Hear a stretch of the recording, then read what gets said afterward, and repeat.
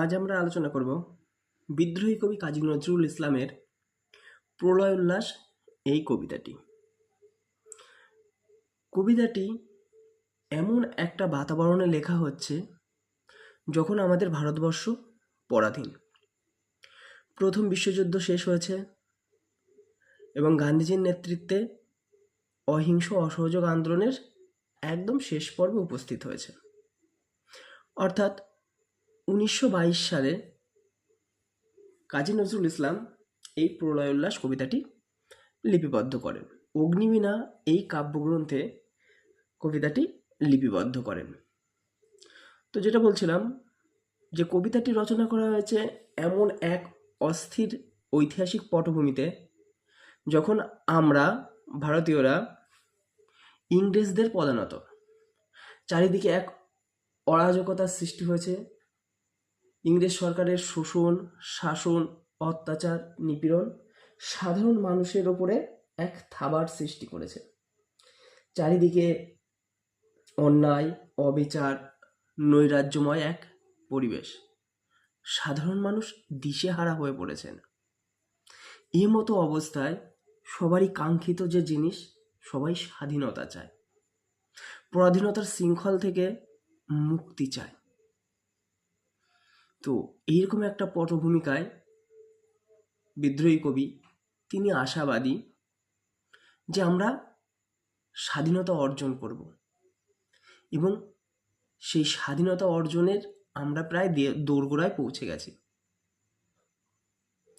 তিনি কল্পনা করছেন যে মহাকাল তার ভয়ঙ্কর রূপ নিয়ে আমাদের মধ্যে উপস্থিত হবেন এবং এই পরাধীনতার শৃঙ্খল থেকে স্বাধীনতাকামী সাধারণ মানুষের মুক্তির পথ খুলে দেবেন।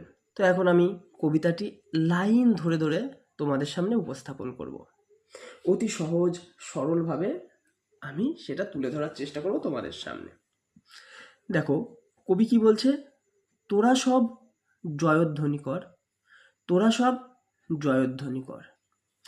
তোরা অর্থাৎ অত্যাচারিত, নিপীড়িত, হতাশাগ্রস্ত সেই সমস্ত মানুষজনদের কবি তোরা বলে সম্বোধন করেছে, যারা স্বাধীনতা চায়, এই অরাজকতার শৃঙ্খল থেকে মুক্তি চায়।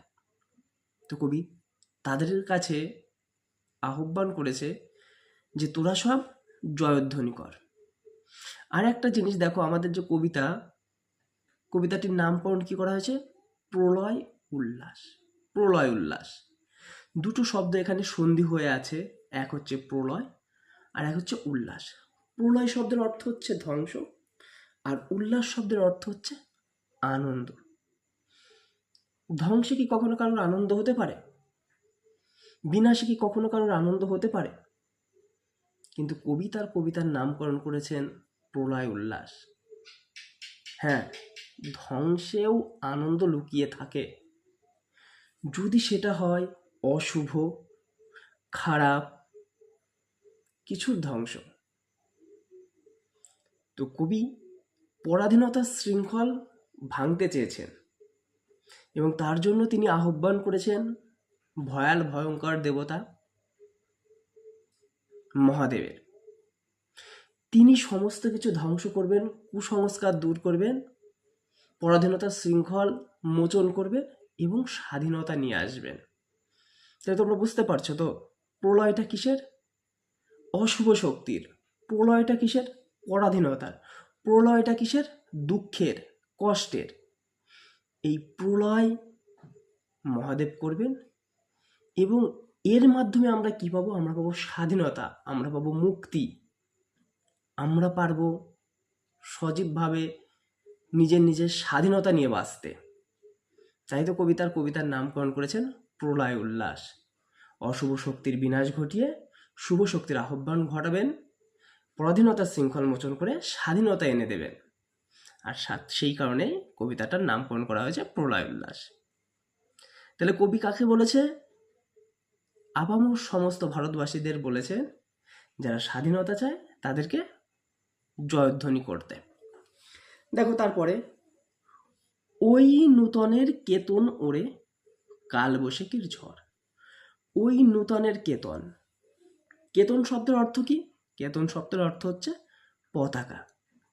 অর্থাৎ নূতনের পতাকা উঠছে কিভাবে? সেটা কালবৈশাখীর ঝড়ের মাধ্যমে। কবি এখানে কালবৈশাখী শব্দটা কেন ব্যবহার করেছে? কালবৈশাখী থেকে কালবৈশাখী।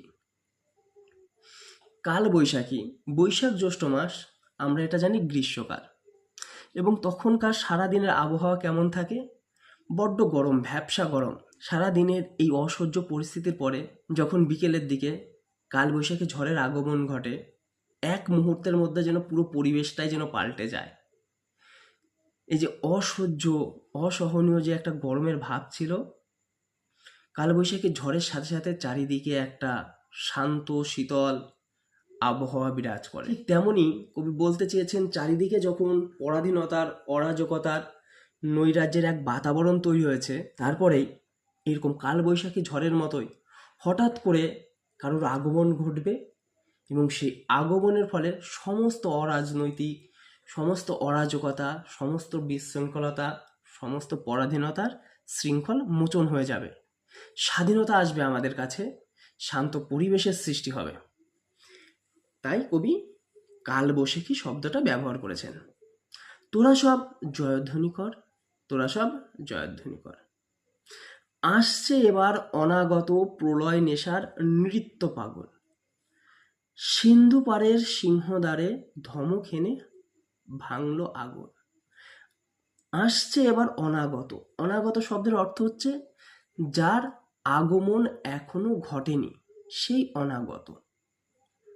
তো কবি বলছেন যে যার আগমন ঘটবে এখন, তিনি এর আগে আসেননি, তার এর আগে আগমন ঘটেনি। তিনি কিভাবে আসবেন? প্রলয় নেশার নৃত্য পাগল। প্রলয় শব্দের অর্থ হচ্ছে ধ্বংস। তার ধ্বংসই যেন তার কাজ। তিনি কি করবেন? সিন্ধু পারের সিংহদ্বারে ধমক হেনে ভাঙল আগুন।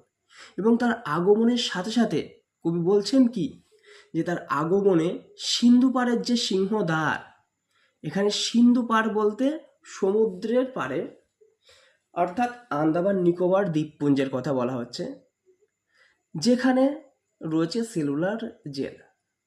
পরাধীন ভারতবর্ষের বীর বিপ্লবী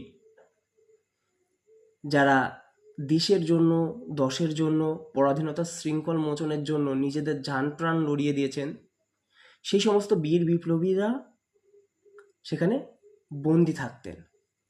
তাদের এই কাজের জন্য ইংরেজ সরকার তাদেরকে সেই দ্বীপান্তরে আন্দামান নিকোবর জেলে বন্দি করে রাখতেন। তো কবি বলছেন সেই সিন্ধু পারের সিংহদ্বার। সিংহদ্বার শব্দের অর্থ হচ্ছে প্রধান ফটক বা প্রধান দরজা বা গেট।